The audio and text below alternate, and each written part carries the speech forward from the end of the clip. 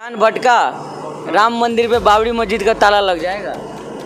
अरे अमित शाह जी, ध्यान तो भटका था कांग्रेस से भाजपा की तरफ। युवाओं की जिंदगी पर ताला मार दिया आपने। 10 साल से तैयारी कर रहे थे इलाहाबाद में, फार्म का इंतजार करते करते बाल झड़ गया। अब घर वापस आ रहे, ताला तो हमारी जिंदगी पे आपने लगा दिया। अमित शाह तो एकदम पगला गया है। और ध्यान क्या भटकना, भगवान राम को पहली बार बनाए हैं, राम का मंदिर वहाँ नहीं था। अरे बाबरी मस्जिद ही लोग बना देगा फिर से। कोई कुछ नहीं बनने वाला है, वो खुद ही हर जगह राम के मंदिर को गिरा कर बाबरी मस्जिद खुद ही बना देगा वो। हिंदुस्तान में पहला ऐसा प्रधानमंत्री हुआ है जिसने 500 से अधिक मंदिरों को तोड़वाया है। ऐसा इतिहास में हम लोगों ने कभी नहीं सुना था। मंगलसूत्र नहीं बचाना है। मंगलसूत्र तो उनके संसद जो है स्मृति ईरानी खुद ही दूसरे का मंगलसूत्र चुरा कर वहाँ पहुँची है। तो वो नहीं बचा पा रहे हैं, हम तो बचा रहे हैं। हम ही तो रक्षा किए हैं ना मंगलसूत्र का। उनके तो जो संसद स्मृति ईरानी, उनके खास आदमी तो मंगलसूत्र चुराई है कि नहीं चुराई है। इसी मन बना चुका है, ना हिंदू चलेगा ना मुसलमान चलेगा। अब की बार मोदी को यहाँ से विदा करने का काशी की जनता ने संकल्प लिया, रवाना कर देना है। नमस्कार, आप देख रहे हैं 24 न्यूज़ में आपके साथ राशिद। इस वक्त हम लोग बनारस पहुंचे हुए हैं और यहाँ जो है कांग्रेस के यूपी के अध्यक्ष जो है अजय राय, यहाँ से जो प्रत्याशी हैं कांग्रेस पार्टी के, जो है इंडिया गठबंधन के, तो यहाँ लोगों से जुड़ेंगे, बातचीत कर लेंगे। वही अमित शाह का जो बयान आया तीसरे चरण के बाद कि अगर आपकी थोड़ी सी भी ध्यान भटकी तो राम मंदिर पे बाबरी मस्जिद का ताला लग जाएगा। तो इसी मुद्दे पर चर्चा कर लेंगे कि बनारस के लोग क्या सोच रहे हैं, क्योंकि जिस तरह से पहले चरण के बाद जो है लगातार अलग अलग बयान आए कि मंगलसूत्र की बात हुई, अब तीसरे चरण के बाद कहा जा रहा है कि राम मंदिर पे बाबरी मस्जिद का ताला लग जाएगा। सबसे पहले आप ही शुरू करते हैं, कैसे देख रहे हैं? अमित शाह तीसरे चरण के बाद कह रहे हैं राम मंदिर का पे बाबरी मस्जिद का ताला लग जाएगा। ध्यान अगर भटका आप लोगों का तो हार की बौखलाहट है जो उल जुलूल बयानबाजी हो रही है।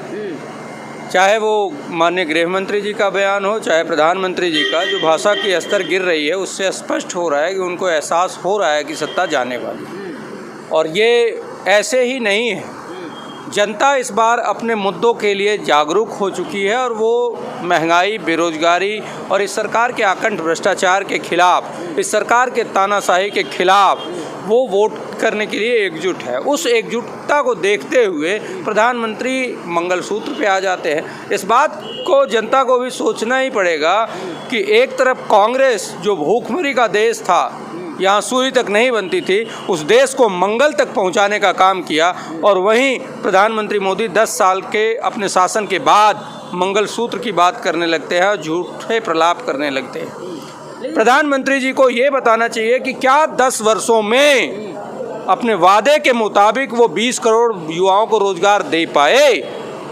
जवाब साफ है कि नहीं है। उसका प्रमाण ये है कि 80 करोड़ लोगों को 5 किलो राशन देने की बात हो रही है। लेकिन पूरे देश में तो प्रधानमंत्री घूम घूम के कह रहे हैं कि काशी बम बम कर रहा है, खूब विकास किए हैं हम। अभी प्रधानमंत्री के संसदीय क्षेत्र में शहर के एक विधायक को लोगों ने दौड़ा के भगा दिया। वो बम बम कर रहा है। काशी सदैव बम बम किया है, ये बाबा की नगरी है, तो ये तो हमेशा बम बम रही है। लेकिन वो बम बम इस बार किसका बजेगा, ये मोदी जी को भी दिख रहा है। भाजपा के जो विधायक हैं, बल्कि वो कई बार से वहाँ के विधायक हैं, उनको जनता भगा रही है और वापस भेज दे रही है, वोट नहीं मांगने दे रही है। तो काशी किस तरीके से बम बम कर रही है? जनता में बदलाव की एक बड़ी सीधी सी लहर दिख रही है और जनता बदलाव इस बार जरूर करेगी। कैसे देख रहे सर ये बयान को? कह रहे हैं अगर ध्यान भटका आप लोगों का तो राम मंदिर पे बाबरी का ताला लग जाएगा। देखिए, प्रधानमंत्री जब 2014 में आए थे तो उन्होंने सीधे मन से कहा था अटकाना, लटकाना, भटकाना। वो अपने कार्यकर्ताओं को यही संदेश देते हैं। जब कोरोना जैसी विपत्ति आई हमारे देश में तो उन्होंने बीजेपी के कार्यकर्ताओं को कहा आपदा को अवसर बना लो। कहीं एक्सीडेंट हुआ है तो अगर कोई मरा हो तो उसकी अंगूठी निकाल लो, उसका चैन निकाल लो, उसके पॉकेट में अगर पर्स पड़ा हो निकाल लो। और जहाँ तक विकास की बात कर रहे हैं आप, काशी को क्योटो बनाने का उनका संकल्प था, सपना था, उनको माँ गंगा ने बुलाया था। आज आप लोग पत्रकार हैं और बनारस की गलियों को ईमानदारी से घूम लीजिए और देखिए कि क्या काशी क्योटो बन गया। काशी जहां था उससे और नीचे खसक गया।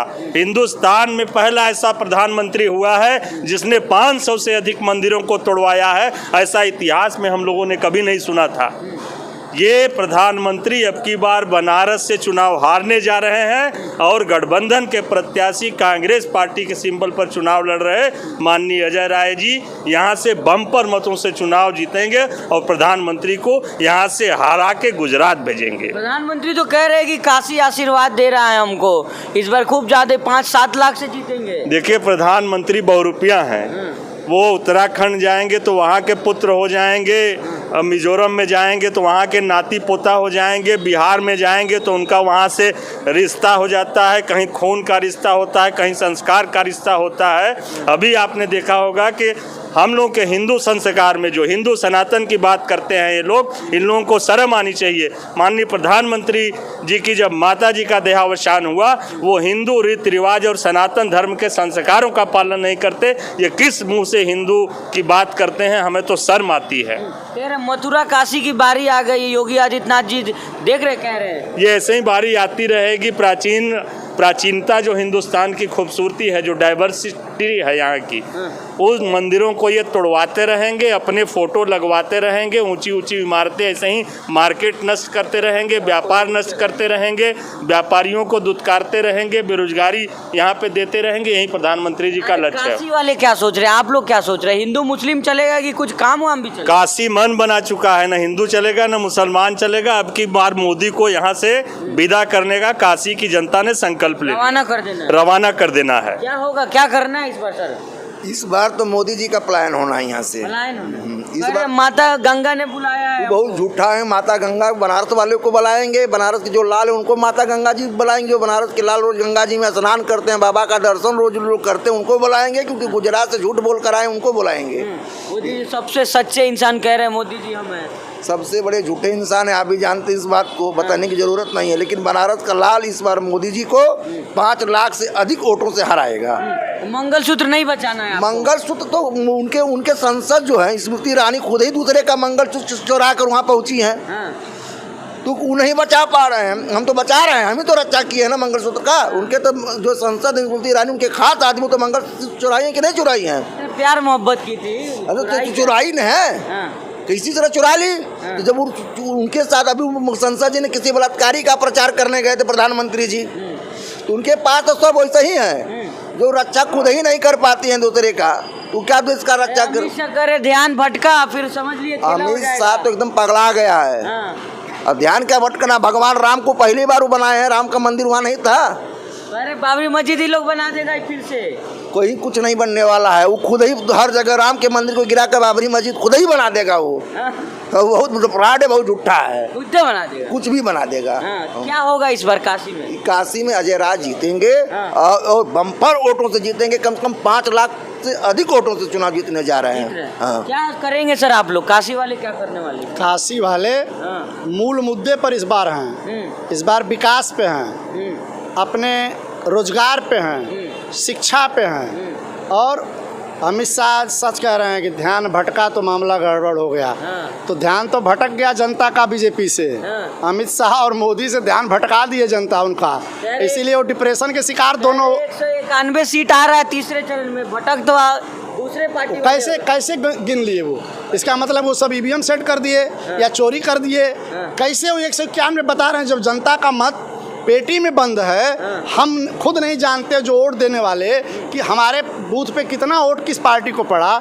तो अमित शाह और मोदी को कैसे पता है 191 रहा? इसकी भी जांच होनी चाहिए और चुनाव आयोग इसकी जांच करे कि अमित शाह किस गारंटी से कह रहे हैं कि 191 सीट भाजपा पा गई, कैसे पा रहे? कांग्रेस वाले सारा गड्ढा खोद दिए 70 साल में, हम आ रहे हैं सबको भर रहे हैं, आप लोग कांग्रेस के चक्कर में पड़े हुए हैं। सही कह रहे हैं, गड्ढा तो कांग्रेस नहीं खोदती। तो रेल भेल सेल जहाज पोर्ट कैसे बेचते?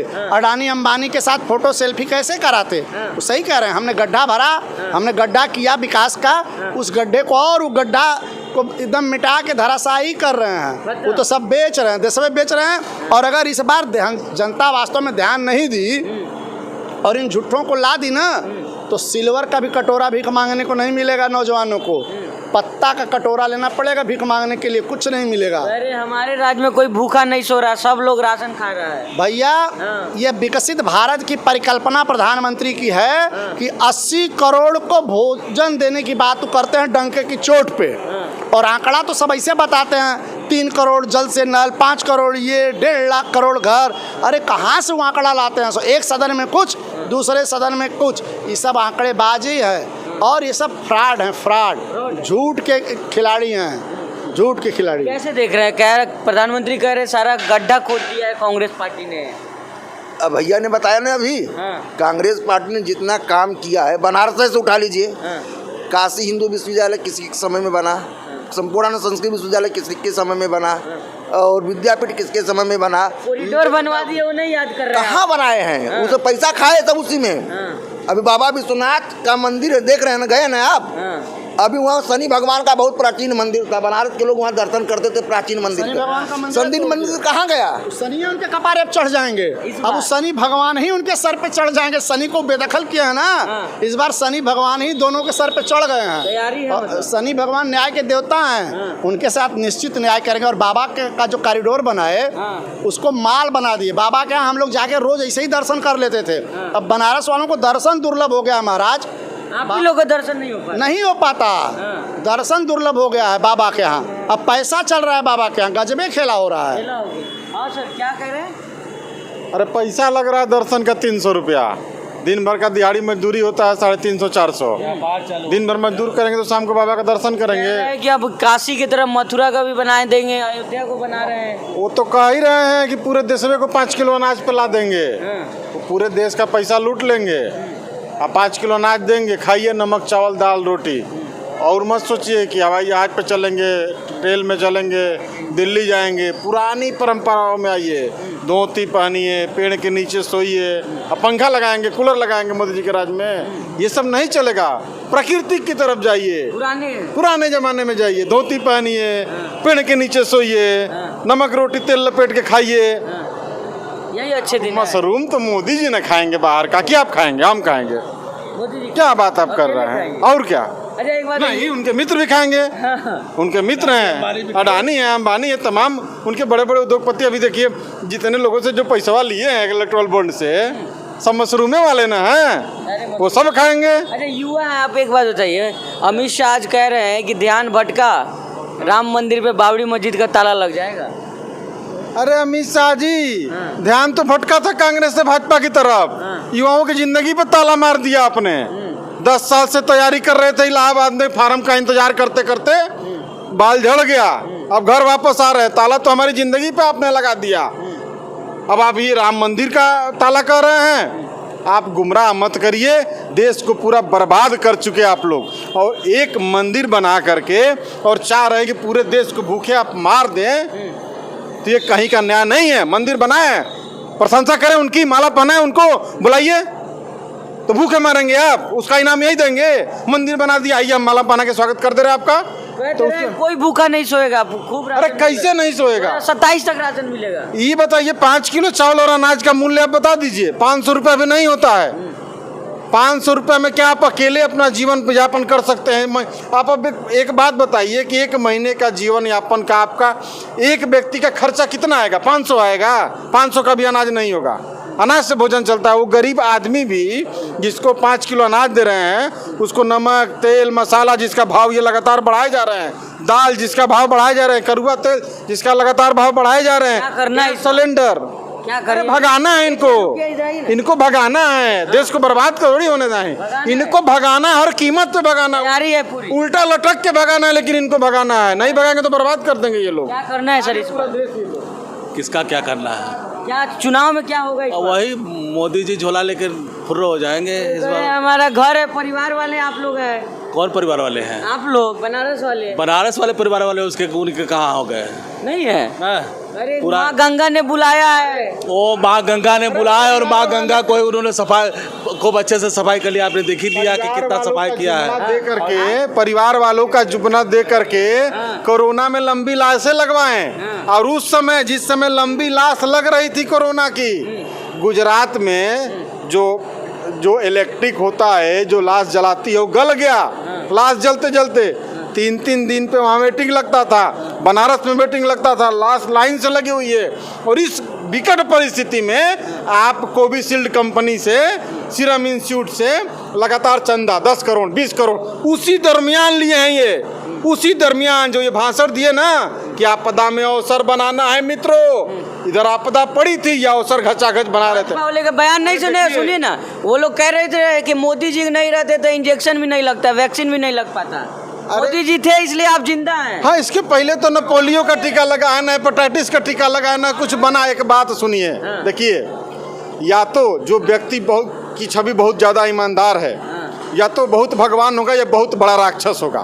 तो अभी तक तो भगवान मोदी को लोगों ने माना, लेकिन जब से इनका लगातार कोरोना में भी लोग विश्वास किए, ताली थाली बजाए कि मोदी जी हैं हमारे, हम सब लोगों की रक्षा करेंगे।